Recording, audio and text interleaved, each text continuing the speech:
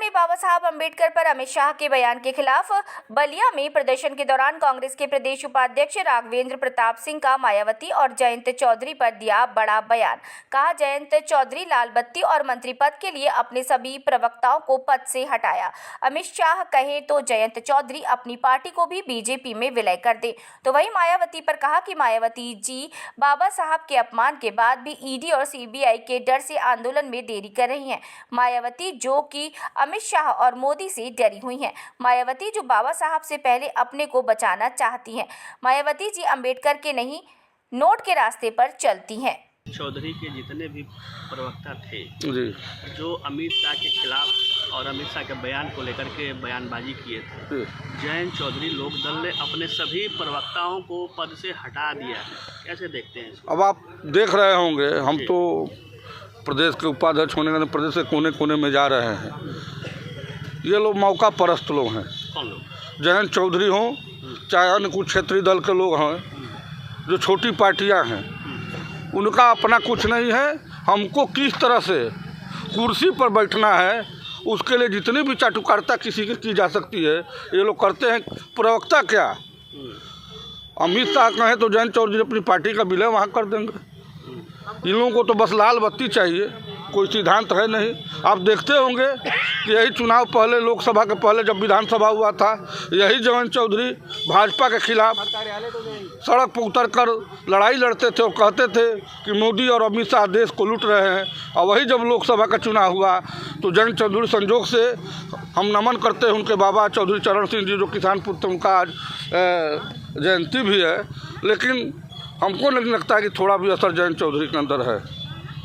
अपने जयंती के दिन इस तरह की कार्रवाई, तो समझ लीजिए कि एक चौधरी साहब का चरित्र था और एक जयंत चौधरी का चरित्र है। चौधरी साहब बहुत समझौता नहीं करते थे। ये पद के लिए और लाल बत्ती के लिए, ये तो इनका कोई भरोसा थोड़े नहीं है। आज अमित शाह के गोद में है, कल किसी गोद में लाल बत्ती मिले चले जाएंगे लोग। ऐसे लोगों पर न देश भरोसा कर रहा है और जनता भरोसा कर रही है।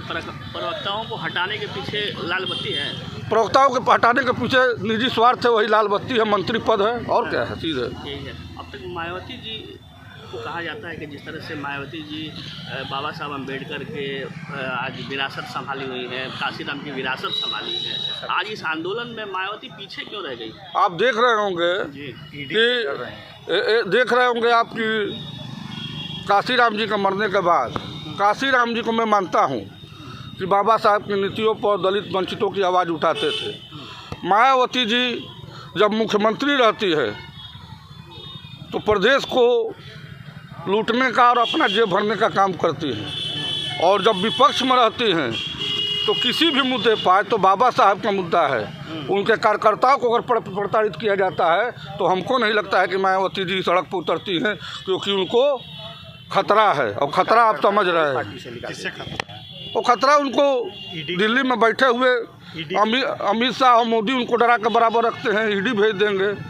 एक बार उनका भतीजा आनंद चौधरी सड़क पर आकर सही बात कहने लगा। चंदौली में सभा हुई, आपको याद होगा, बनारस में, और सभा में उसने थोड़ा सा सही बोला, दबाव बना, उसको पद से हटा दिया गया। तो ये लोग तो एकदम भाजपा से डरे हुए लोग। ये लड़ाई तो कांग्रेस लड़ती है ना, देश को आज़ाद कराने में कांग्रेस रही। और आज भी किसी मुद्दे पर आप देखते होंगे कि हमारे नेता राहुल गांधी के नेतृत्व में देश में कहीं भी दबे कुचले, किसी के बारे में, गरीबों के बारे में, मजदूरों को दबाया जाता है तो राहुल गांधी के नेतृत्व में कांग्रेस पार्टी आके लड़ाई लड़ती है। तो ईडी के डर से मायावती चुप है क्या अम्बेडकर को लेकर? एकदम ईडी के डर से चुप हैं। कौन? हाँ, मायावती। हाँ, ये नहीं बोल सकती है। कहाँ बोलती है? तो अम्बेडकर के खिलाफ चुप रहना, अब उनको अम्बेडकर के खिलाफ पहले अपने को बचाना है ना। अम्बेडकर जी की चिंता तो उनको कहाँ है? अम्बेडकर जी की चिंता कांग्रेस को है। कांग्रेस के लोग सड़क पर हैं। आज़ादी के समय से लेके, उस समय कानून मंत्री बनाने से लेकर, ड्राफ्टिंग कमेटी का चेयरमैन बनाने से लेके आज तक अम्बेडकर जी के रास्ते पर चलने का काम कांग्रेस करती है। गांधी के रास्ते पर कांग्रेस चलती है, नेहरू के रास्ते पर कांग्रेस चलती है। उनका क्या सिद्धांत है? तो मायावती किसके रास्ते पर चलती है? मायावती नोट के रास्ते पर चलती है।